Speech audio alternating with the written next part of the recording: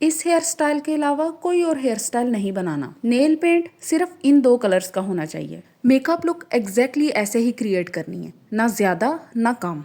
अस्सलाम वालेकुम जी, one of my most requested videos. रिश्ते का वक्त किसी भी लड़की के लिए बहुत ज्यादा पैनिकिंग हो सकता है, लेकिन अगर आपको पता हो कि राइट लुक कैसे क्रिएट करनी है और राइट एटिकेट्स क्या हैं, तब आपका कॉन्फिडेंस देखने वाला होगा और आपको कोई टेंशन नहीं होगी। वीडियो को thoroughly step by step follow करना है। इस बात की गारंटी मैं देती हूँ कि दोबारा कोई रिश्ता वापस नहीं जाएगा। First point is drip in your colour from head to toe. वो कलर पहनना है जो आपकी अंडरटोन को बहुत ज्यादा ग्लोइंग इफेक्ट है।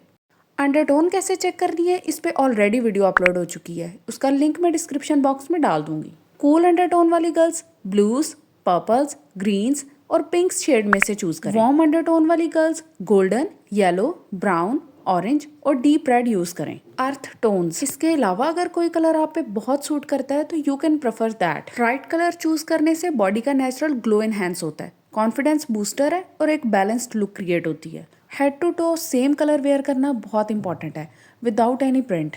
इससे आपकी पर्सनैलिटी मेच्योर भी लगती है, हम्बल भी लगती है और सबसे इम्पॉर्टेंट चीज़ ये है कि इससे आपकी इस मैटर में सीरियसनेस शो होती है कि that you are really into it and you want to get approved. Secondly, अगर आपको सॉलिड कलर नहीं पसंद और आप प्रिंट ही वेयर करना चाहती हैं तो आप सटल प्रिंट्स यूज़ करें, इस तरह के जो कि बहुत ज़्यादा लाउड और फ्लैशी ना हो, सिर्फ माइन्यूट डिटेलिंग हो। इससे क्या होता है कि आपकी पर्सनैलिटी से अटेंशन डाइवर्ट नहीं होती, कि सारा ध्यान कपड़ों की तरफ रहे और आपकी पर्सनैलिटी की तरफ तवज्जो ही ना जाए। और दूसरा, इससे आपके टेस्ट का भी पता चलता है कि you have a very elegant and refined taste. Okay, next point in clothing is wear loose and long clothes. आपने ए लाइन फुट लेंथ कमीज प्रेफर करनी है और साथ में लूज ट्राउजर। लेकिन अगर आपकी हाइट बहुत ज्यादा लंबी है तो आप इसको शॉर्ट भी कर सकती हैं। लंबे और खुले कपड़े पहनने से एक तो आपके मजहबी माइंडसेट का पता चलता है और दूसरा ये प्रैक्टिकल है कि आप फैशन ट्रेंड्स को फॉलो करने की बजाय कंफर्टेबल कपड़े वेयर करती हैं। और सबसे इंपॉर्टेंट ये कि बहुत एलिगेंट लगता है। Fourth point is don't overdo makeup. मैंने बहुत सारी गर्ल्स को देखा है कि जब रिश्ता देखने आते हैं तो इतना रिडिकुलस किस्म का हैवी मेकअप कर लेती हैं। आपको पता है, हैवी मेकअप तो अब किसी भी सेटिंग में अच्छा नहीं लगता। जितना आप नेचुरल रहेंगी उतनी ही आपकी लुक इनहेंस होगी और आपकी पर्सनैलिटी मेच्योर और सीरियस लगेगी। इसलिए नेचुरल लुक को इनहेंस करने के लिए सबसे पहले आपने फेशियल हेयर्स को रिमूव कर लेना है। टिंकल रेजर बाय कर लें, इससे आप इजीली फेशियल हेयर्स को रिमूव कर लेंगी। सबसे पहले फेस पे एलोवेरा जेल अप्लाई करें, उसके बाद रेजर को 45 डिग्री के एंगल्स पे पकड़ के हेयर्स रिमूव करती जाएं। Next important point is maintaining your eyebrow shape. आपने आईब्रोज को लाजमी नीट करना है, एक्सेसिव हेयर्स को लाजमी रिमूव करना है, चाहे वैक्सिंग से करें, थ्रेडिंग से करें या फिर शेविंग से करें। उसके बाद आपने ये वाला ब्रश यूज करके उनको एक शेप दे लेनी है। अगर आपके पास स्पेसिफिक ब्रश नहीं है तो आप मस्कारा का ब्रश यूज कर सकती हैं। और एंड पे जहाँ पे हेयर्स नहीं है या फिर लाइट है वहाँ पे आप ये ब्राउन कलर की स्टिक यूज़ करके आईब्रोज को एक प्रॉपर शेप दे सकती हैं। ये मैंने टेमू से परचेज की थी, इसका लिंक मैं डिस्क्रिप्शन बॉक्स में डाल दूंगी। Next is using a knows strip. आपको पता है नोज़ पे छोटे छोटे ब्लैक हेड्स होते हैं, वो आप फेस शेव भी कर लें या फिर स्क्रबिंग कर लें, उसके बाद भी रहते हैं। उसके लिए आपने रिवाज की ये नोज स्ट्रिप यूज़ करनी है, आपके नोज़ पे एक नेचुरल शाइन आ जाएगी। अब चलते हैं मिनिमल मेकअप की तरफ। आपने फाउंडेशन यूज़ नहीं करनी, थोड़ी सी बीबी क्रीम यूज़ कर लेनी है ताकि फेस को एक फ्रेश लुक मिल जाए। क्रीम आपने सिर्फ 1 या 2 ड्रॉप्स यूज़ करनी है पूरे फेस पे, इससे ज़्यादा नहीं लगानी। फिर आपने हाइलाइटर यूज़ करना है एक नेचुरल ग्लो देने के लिए, नेजल ब्रिज पे, आइज के कॉर्नर्स पे और लिप्स के कॉर्नर्स पे, नोज की साइड्स पे भी लगा सकती हैं जहाँ जहाँ पे डार्क एरियाज हैं। कूल अंडरटोन वाले वाइटिश शिमर यूज़ करें जो कि इस पैलेट के अंदर फर्स्ट पे है, ये वाला। ये आपकी स्किन टोन के अकॉर्डिंग सबसे बेस्ट है। वार्म अंडरटोन वाले पीच शेड यूज करें, जिस भी कलर में थोड़ा ऑरेंज शेड आ रहा हो। आपने अक्सर देखा होगा कि मॉडल्स के या फिर मूवीज में एक्ट्रेसेस के फेस पे एक नेचुरल सा ग्लो होता है, मोस्टली वो हाइलाइटर की वजह से ही होता है। ओके, फाइनली आपने ब्लश यूज करना है। मेरी अंडरटोन चूंकि वार्म है और पाकिस्तान में मोस्टली गर्ल्स की अंडरटोन वार्म ही होती है, तो इसलिए ये भी पीच शेड में है। पीच ब्लश बहुत ही रॉयल लुक देता है। इसी तरह जिनकी कूल अंडरटोन है वो थोड़ा लाइट शेड यूज़ करें। अब लिपस्टिक का शेड भी मेरी अंडरटोन के अकॉर्डिंग है, थोड़ा सा ऑरेंजिश।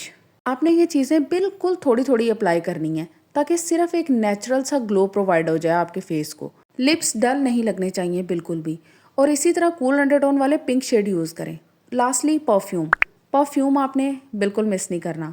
ये जो परफ्यूम है इसके बारे में मुझसे बहुत सारे लोग पूछते हैं कि इसका लिंक प्रोवाइड करें। ये एक्चुअली इम्पोर्टेड है, मैं इसका लिंक प्रोवाइड नहीं कर सकती, लेकिन आप ऐसा परफ्यूम लें जिसकी माइल्ड सी फ्रेग्रेंस हो, स्वीट सी, और बहुत हार्श किस्म की ना हो।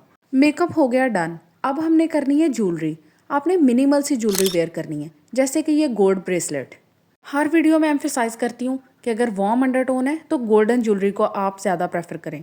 इसके अलावा आपने जिस कलर का ड्रेस पहना है, आपका दिल चाहे तो आप उसके साथ की ज्वेलरी भी पहन सकती हैं, लेकिन मैं आपको वो चीज़ बता रही हूँ जो यूनिवर्सली हर ड्रेस के साथ अच्छी लगेगी।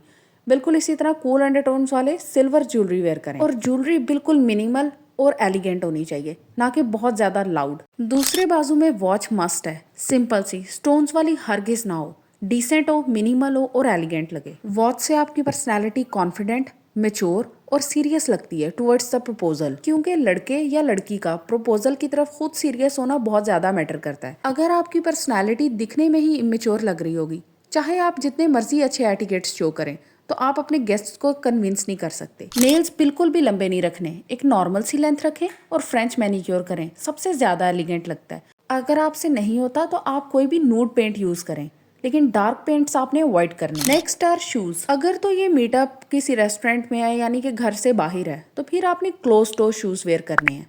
कोई भी ऐसे जूते जो आगे से बंद हों, loafers, mules, pumps, block heels, और कोशिश करें जूते का कलर न्यूट्रल हो। लेकिन अगर आप घर पे हैं तो स्लाइडर्स वेयर करें, थोड़े से फैंसी स्लाइडर्स, स्टोन्स वाले नहीं, सिर्फ एलिगेंट लुक दें, फ्रेश, एलिगेंट एंड नीट। इनमें भी आपने न्यूट्रल कलर्स को प्रेफर करना है। इसके अलावा आप ब्लैक वेयर कर सकती हैं। आई होप शूज का आपको आइडिया हो गया होगा। Next is your hairstyle. आपने स्लीक हेयर स्टाइल वेयर करना है। स्लीक से मुराद है कि बाल बिखरे हुए ना हो।